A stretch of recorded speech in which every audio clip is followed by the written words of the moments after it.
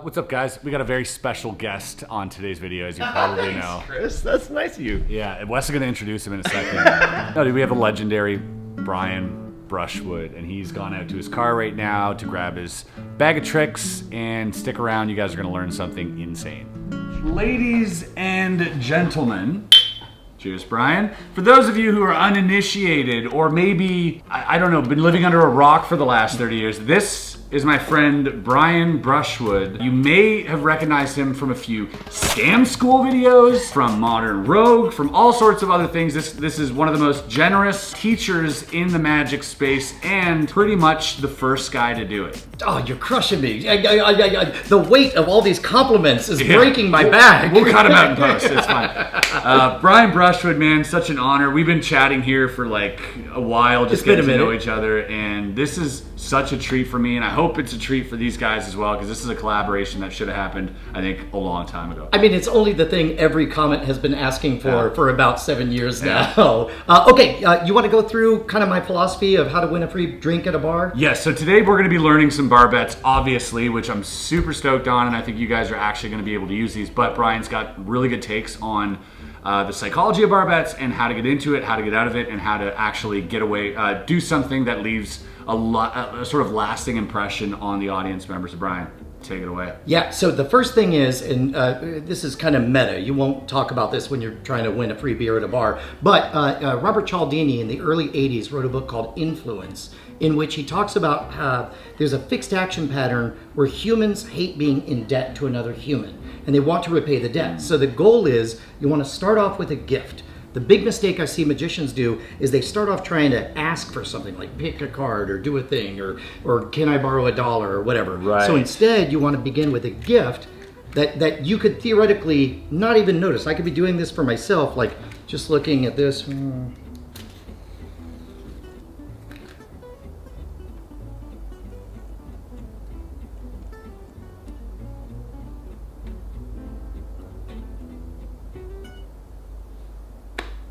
Are you getting that? You understand what just happened? It's something that requires nothing of you. That absolutely broke my brain right now. Wes is like, his jaw's on the floor. Have you got?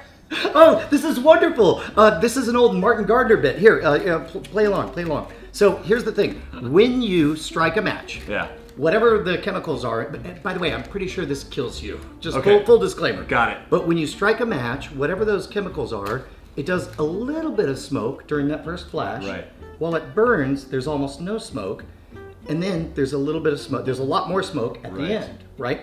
So it turns out in those chemicals, I believe it's white phosphorus, which I believe was used in wartime to kill people. So, nice. But one of the things it does is it draws the water vapor out of your lungs. So what you do is you strike it. First of all, this is the perfect environment because there's no wind. You lean forward, you strike it towards your face, and you inhale. It's gonna tickle, but you're gonna act totally cool as your eyes are watering and everything makes you want to get the wiggles and go crazy. So what I do is I say, oh, I don't know if this is gonna work. The reason I'm saying all these words is I'm getting all the air out of my lungs. And then finally, I strike it towards my face, and I inhale through my nose, not through your mouth, because otherwise that's not going to fool anyone. So.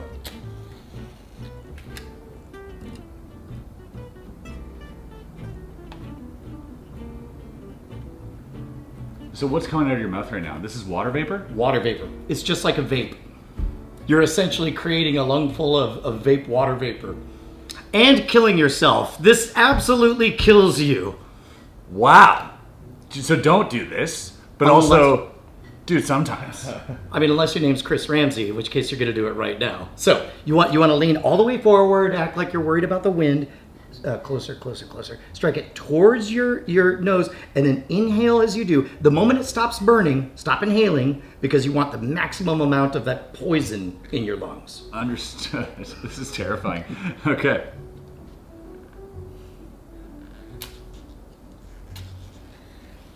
There it is. Yep. Hold it. Pantomime. Yeah! That is wild, dude. That is wild. It does burn. Yeah, but It tastes like shit. I know. Oh my god, dude. Oh. So, if you've done it right. Wes, you want to try it? Yeah.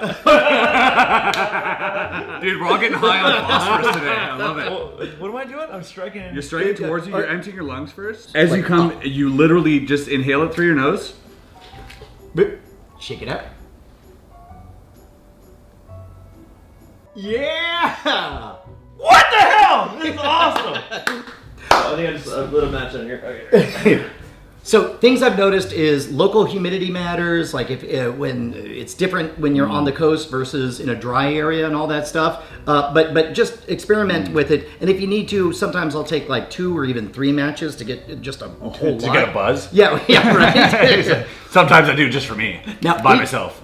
If you do this right, the next thing they'll say is do that again. And that's instinctual. People can't help it. They're like that. So what I do is an old salesman's trick, which is, did you like that? And basically what I'm doing is answering a question with a question. So we're still on par with you not asking them for anything, but you making them ask you for more and then confirming that they want more.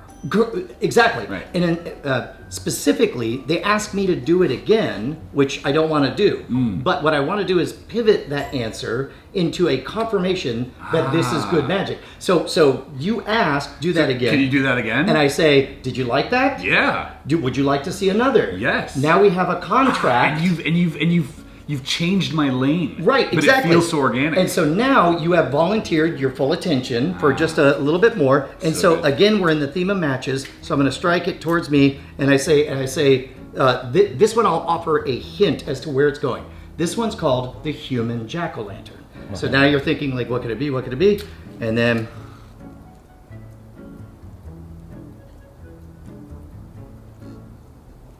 Oh my goodness. Right? So again, if I was doing it at the bar, that would be the end of it. But since we're talking, the secret to the human jack-o'-lantern is the reverse of fire eating. Fire eating is all about slowly exhaling so that all of that heat and toxins goes out of your mouth. For the jack-o'-lantern, you actually want to very slowly inhale. This one is best practiced maybe in a bathroom in front of a mirror. You can turn down the light, strike it towards yourself, get a little bit of flame on there.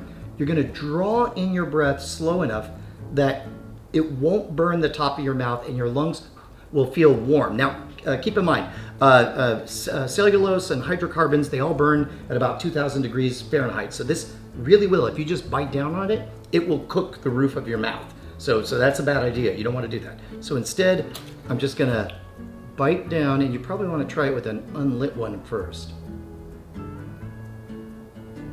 And you're breathing in.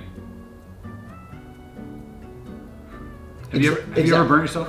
Oh yeah, and usually you don't notice it at the time. It's the next day. It's like a pizza burn. Yeah, exactly. Right. It's like you wake up and you're like, and there's just skin. For my next trip. All right, you gonna try it? Yeah. First, try it without it lit to make sure that, because everybody's teeth are different, right? Yeah, that's good. So, if anything, what people usually do is they inhale too quickly and everything goes out. So, it should feel warm but not hot. Okay, like a slow. Yeah. Okay, this is terrifying. I'm very scared of this. I did not expect. I was like, we're gonna learn napkin stuff, dude. I'm literally setting myself on fire, inhaling toxins. This is very fun. So you want to get it to burn a bit? God damn. That's perfect. That's perfect. Inhale, inhale, inhale, inhale. You got it, you got it, you got it, you got it! Yeah! That is cool. Actually tastes like barbecue. Right? Yo, in Texas, too. Dude. Wes, do you want to try? Wes, get over here. Wes's veneers are going to melt. I'm not gonna lie. I did this way back when I saw it on Scam School, and I don't know if I ever successfully did it. This is gonna be great. All right, all right. All right. It's very scary. Yeah! Oh, okay. And then with the stunt, that's good. That's good. Amazing, dude. This is so cool. So hopefully at this point you have their attention and they're willing to do something that requires a little bit more effort. Here, Wes, grab me a couple of glasses here. Now, when Brian says grab me a couple glasses, we didn't set this up. This isn't a magician being like, hey, hand me that unlit match over there or something. These are legit glasses. Okay? Yeah, as a matter of fact, it's worth noting that people ask whether or not I carry magic stuff on me. The more I did Scam School and Scam Nation, the more, like, for my own pride, I wanted to learn how to live off the land. Of course. So it's like I'd walk into a space and I would just like, okay. Impromptu. Like, for me, I always think there's two types of impromptu magic. There's impromptu, first of all, when they know you're a magician. Right. And there's impromptu when they don't. Yeah. Right. And so when they know you're a magician, a card trick can be, quote unquote, impromptu. Right. But you can't do an impromptu card trick if they don't know you're a magician. Right. It's impossible. So you have to learn how to use the things around you, the things on your person or on them. And yeah, that's where I live. And again, the only price to being able to do that is to make 500 episodes of Scam School. And incinerate your lungs with sulfur. Okay, here, let's go ahead and we'll pour this in here. Both? Yeah, both of us. All right. Just foamy like that, eh? Have you ever poured a beer? I like it foamy because then it takes a little while to go down and the aromatics are in there and there's it's science to it. Yeah. Is this on Modern Rogue? No, this is Alcoholism 101. I'm not sure I'm subscribed to that channel yet. Okay, so we'll wait for the foam to go down, but meanwhile, we're going to play a game. Now, keep in mind, I gave you 2 gifts that required very little of you. Now I'm asking for a small ask. I say, we're going to play a game. We're going to face each other, so now I'm asking for the 2 of us to look like a mirror image. So if I raise my left hand, you raise your right hand. Yes. And so we're just doing a mirror image, right? Now, I'm not going to do any crazy fast moves or anything, Gotcha. but this is about you paying attention. So if you were to try to mirror me, this is the part where you read the other person and get a sense of whether or not now's the time to tap out, move on to something else, or whether you're just doing one of a series of tricks, each one building up the value to where you finally get the free drink. So let's say I get the sense that you're hungry for more of these. So I'll say, well, here's a fun game that you could play. I'll even teach you how to do it. All you have to do is mirror my actions. If you do it, I'll buy you a drink. If not, you could buy me a drink. Don't worry, we're not really playing for drinks yet. All right, ready? Yeah.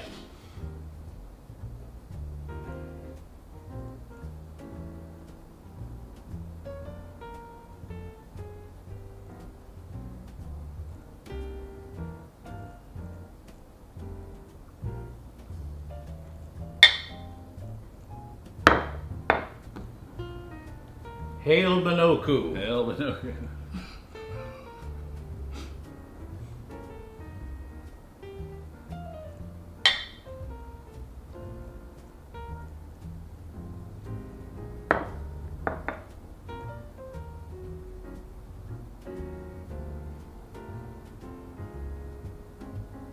Ah, you son of a bitch. Very good. Very good.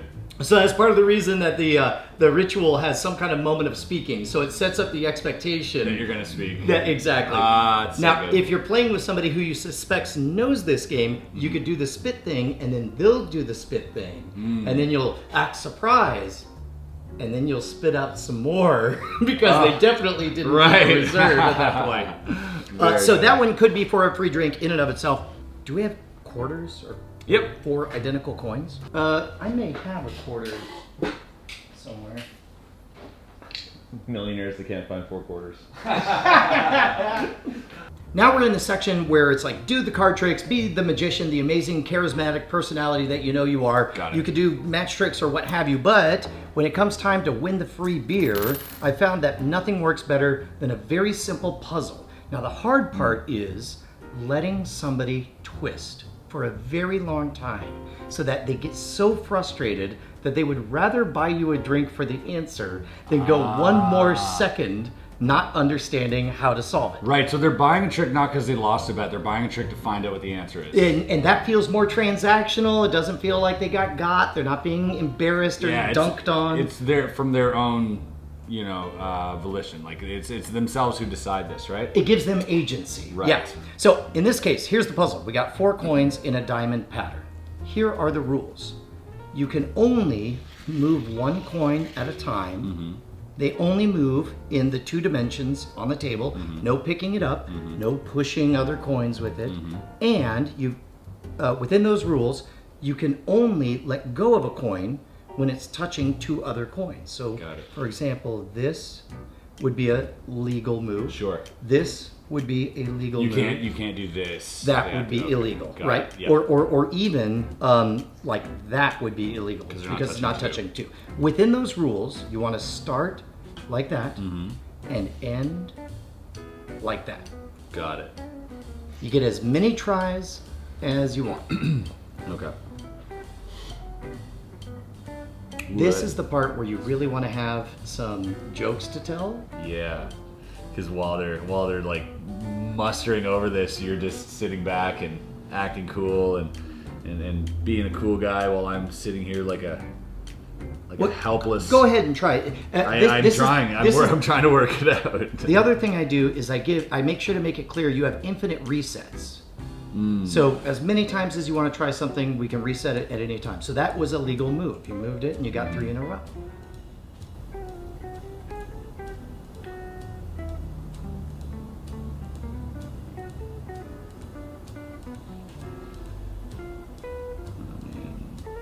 That is also a legal move.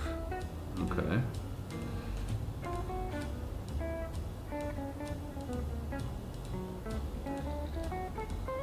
Now we're just going backwards.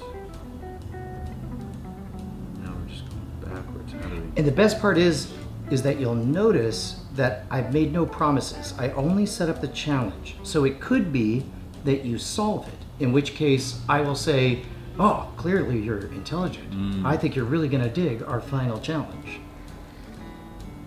Yeah, or you might get frustrated, in which case I'll sell you the answer. Do you know this one, Wes? Oh, no. So the rules are basically I can only touch one at a time. Yeah. And move it on a 2-dimensional plane, and every time I move it, it has to touch 2 other coins. Right.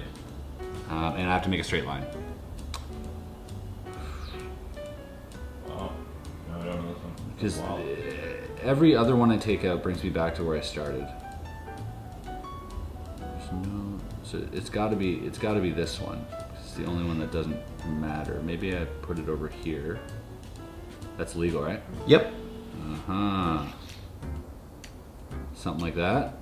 Getting there? It's 3 in a row. It's 3 in a row. I see. Okay. So leaving a gap is important. Leaving a gap is important.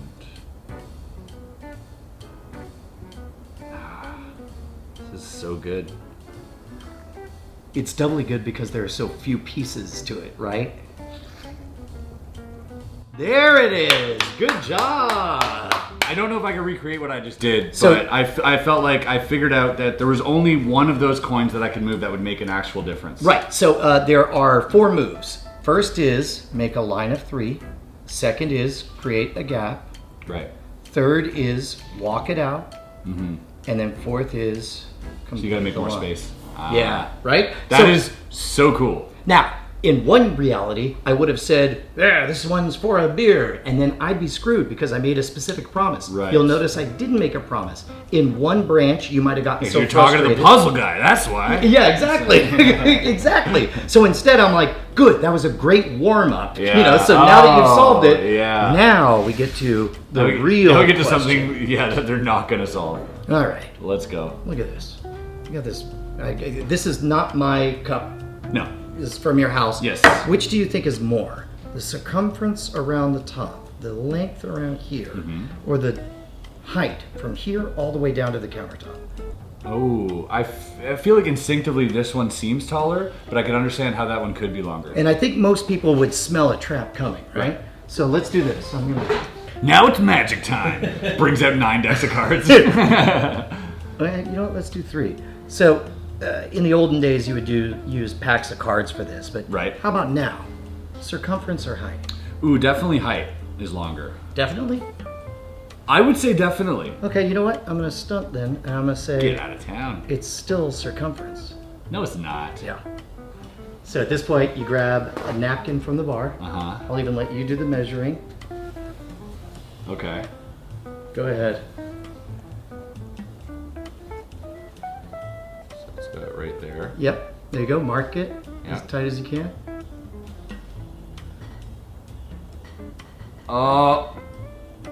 It's Oh, did I go too far? a little bit. Actually, it's like pretty identical. So Those are exact. That is wild.